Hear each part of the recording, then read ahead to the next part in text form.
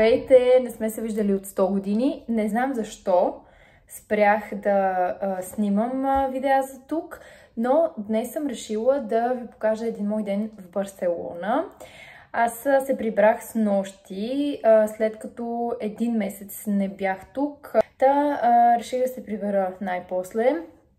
И разбира се, днес имам доста така неща за правене, като първи ден след дълго пътуване. Затова ще ви взема с мен.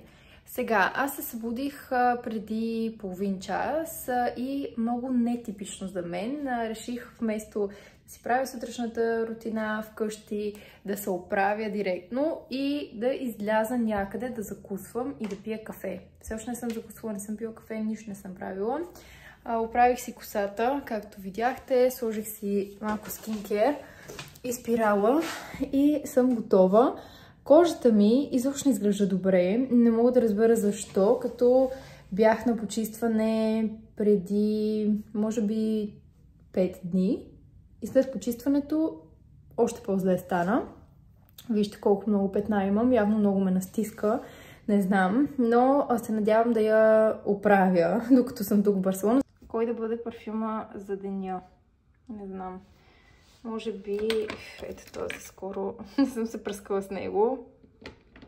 Това ми е любимия ежедневен парфюм. Много е свеж за пролетта и лятото. Просто уникален за през деня. Ето това е днешния аутфит. Все още не съм си оправила багажа, не обръщайте внимание.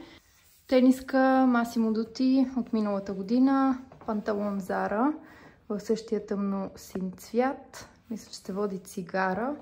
Този тип кройка. Loro Piana лоуфари. Отново в тъмно син цвят. И тази чанта, защото мисля да си взема лаптопа. Не мога да ви опиша просто колко съм щастлива да съм тук отново. Времето е страхотно. Мисля дори да отида на плаж. Сега уикенда. Ще видим дали това ще се случи.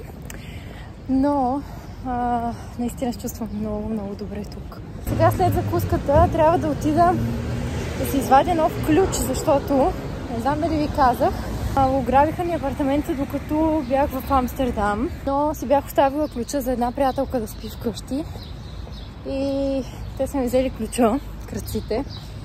Така че сега, след като сменихме ключалката, имам ключ за едната врата, но нямам за другата долу и трябва да отида да се извадя ключ. След това трябва да снимам едно видео за една кампания с нов бранд, с който не съм работила до сега, но имат много готини продукти, така че интересно ми е дали ще ви харесат и на вас. Нямам търпение да отида на лазерна епилация, защото вече е време.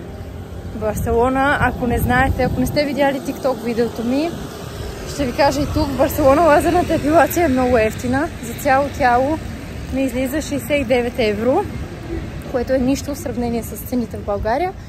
Така че по-ефтино ви излиза да си купите един билет до Барселона, да дойдете за няколко дни, да си направите лазерната епилация. И цялата почивка ще ви излезе колкото тази в България. Тук имат интересни закуски, но не са ми любимите. Аз исках или такава сладка закуска, като круасан или нещо такова, или просто филийка с авокадо и яйце. Рецептите са им малко по-странни. И въпреки, че имаха една интересна опция Danish Breakfast, аз реших да си взема наполитана. Тук в Барселона така му казват на това и айс латте. Тук айс латтето им е много вкусно.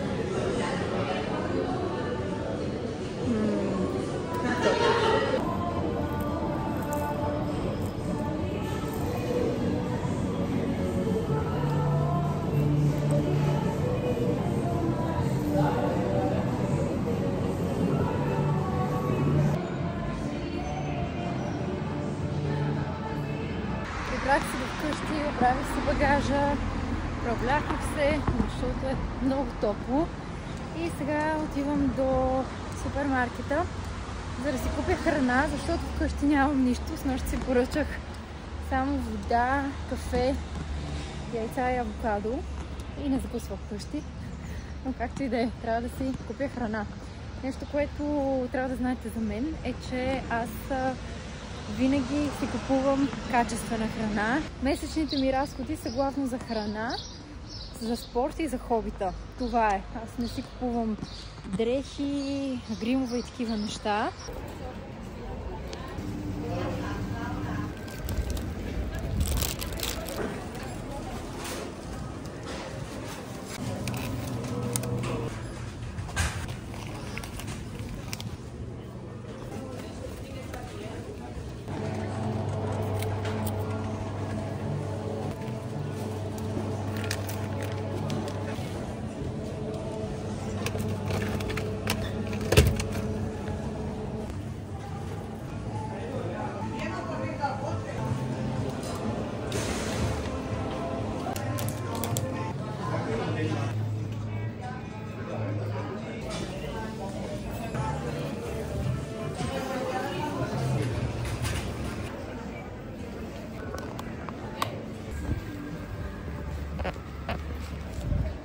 Всичко това ми излезе около 70 евро, 67 и 60 мисля, че беше в супермаркета и хляба беше 2,60 в пекарната, така че да, около 70 евро, грубо казано. Скъпо ли е според вас, имайки предвид, че днес специално си купих по-скъпи неща, като суши за около 8 евро, хамона също беше може би 5-6 евро, телешкия стек беше около 10, така че не знам, вие кажете дали в България може да си купите същите неща и то така висококачествени за толкова пари, особено ако не ги обръщате в лева. Сега ще ви покажа едно от любимите ми неща в Испания.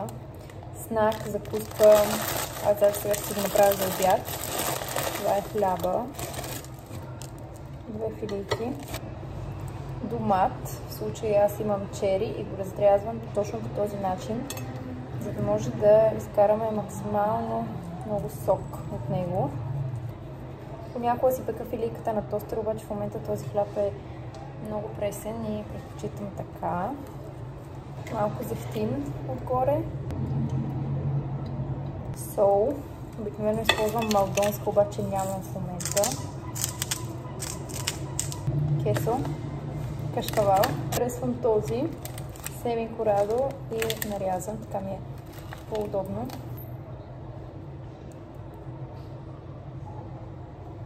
И хамон.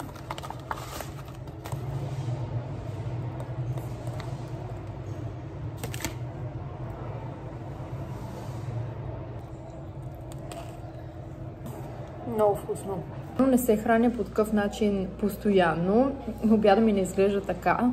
А е или някаква салата с месо, или месо с ориз, картофки или някакъв друг въглехидрат и зеленчуци. Но просто, когато не съм била в Испания дълго време и се прибера, това е единственото нещо, което много ми се яде. Знам се в момента, защото трябва да запиша едно видео с аутфити. Толкова съм изморена след последните 1-2 седмици маратон. Буквално тичане и всякакви ангажименти, абсолютно всеки ден. Последните няколко дни дори на Бата Агро отново по цял ден записвах, по цял ден обработвах видеа. Използвам ето тази основа на Refy Beauty. Стои си в шкафа и от време на време я използвам. Трябва да е glowy, но на мен ми стои малко мазно дори. Ето тук съм си подготвила аутфитите за видеята, които ще снимам. Всъщност идеята на видеото е да снимам 4-те часовника с различни аутфити. И ето това съм избрала за сега. Заснех видеото, отнеми около 1 час и си полегнах малко, защото съм много изморена. Наистина нямам никаква енергия. Аз сега трябва и да го обработя това видео и да го изпратя за преглед и одобрение. Мисля тази вечер абсолютно нищо да не правя, защото наистина нямам сили за нищо друго.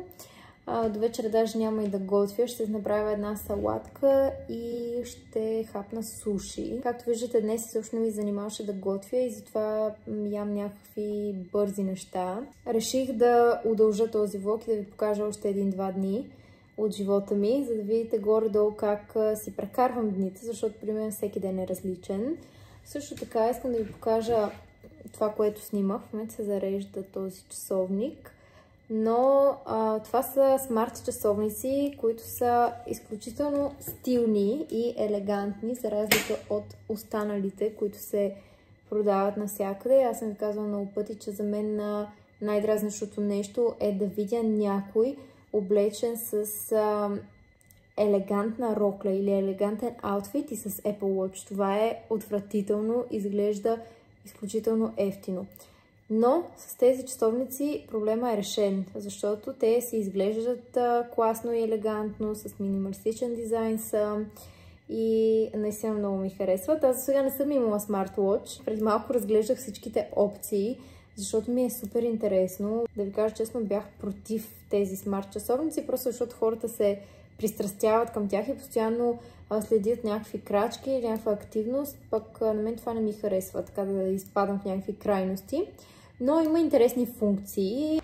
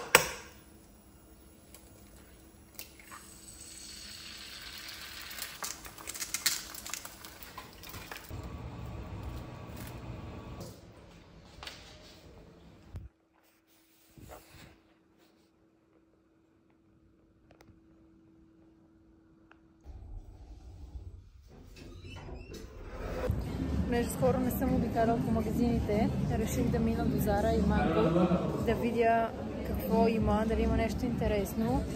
Нищо не съм се харесала все още, но разглеждам.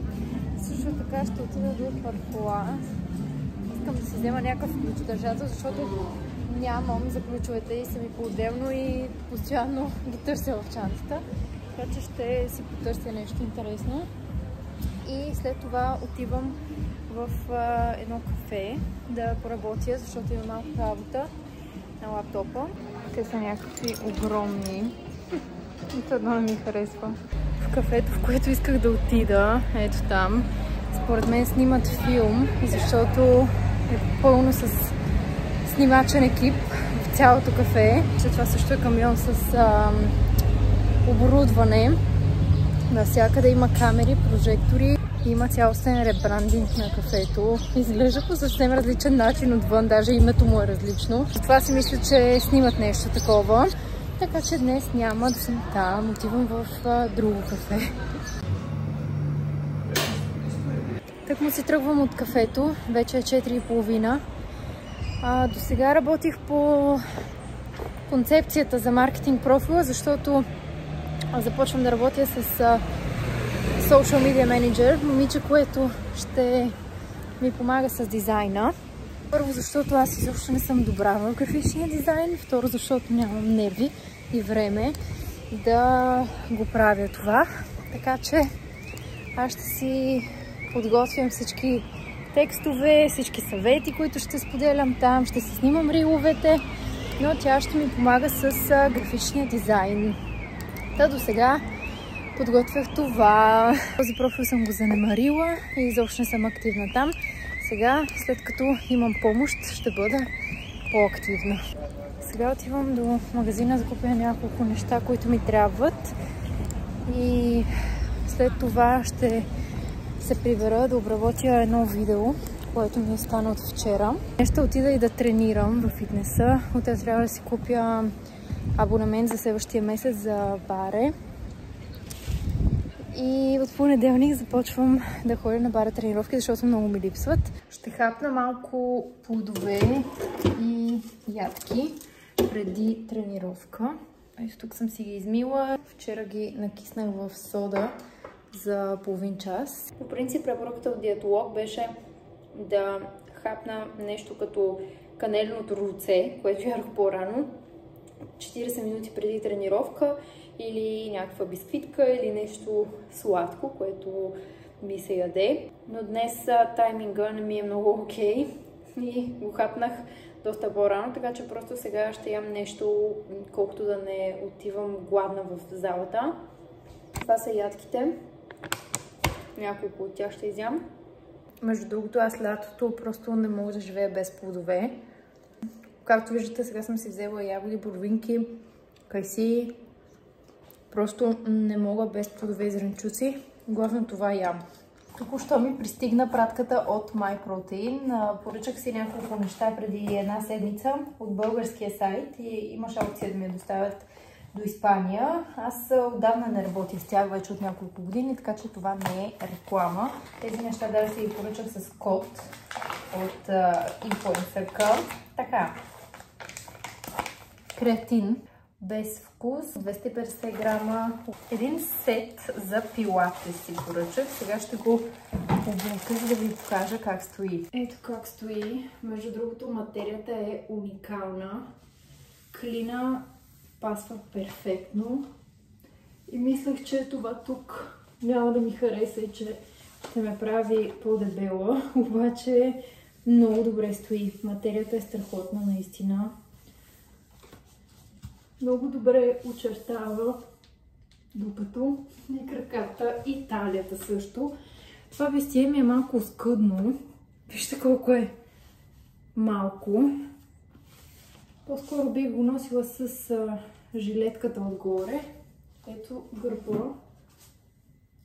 Как е на вестието? Добре стои. И цвета ми харесва. Сега.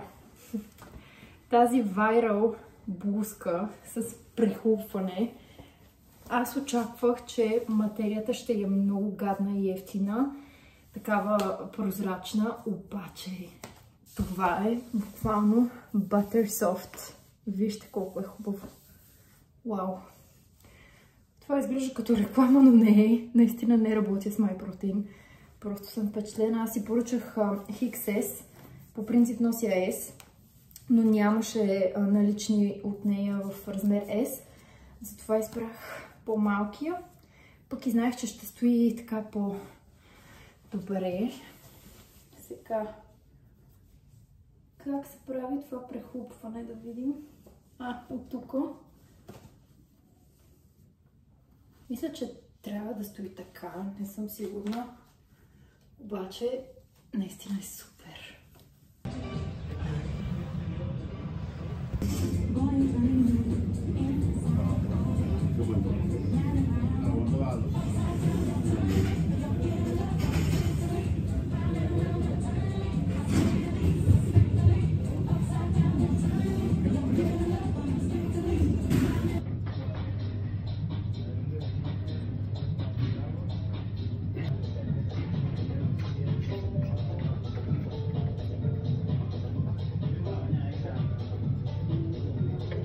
Се прибирам от фитнес.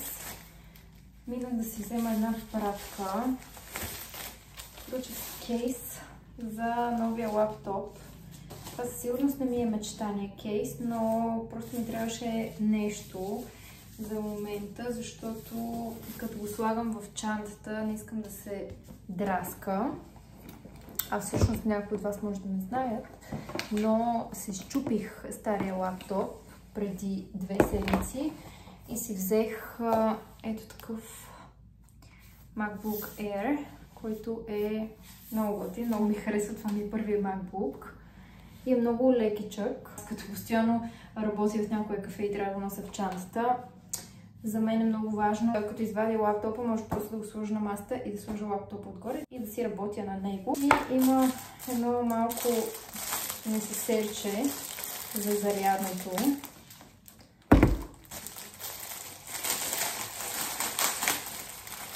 Мисля, че струваше около 20 евро. В момента си приготвям вечеря. Ще си правя телешки стек, аспержи и понеже забравих да си купя сладък картоф, ще си правя булгур, защото това има вкъщи. Имам и ориз, но не ми се яде ориз.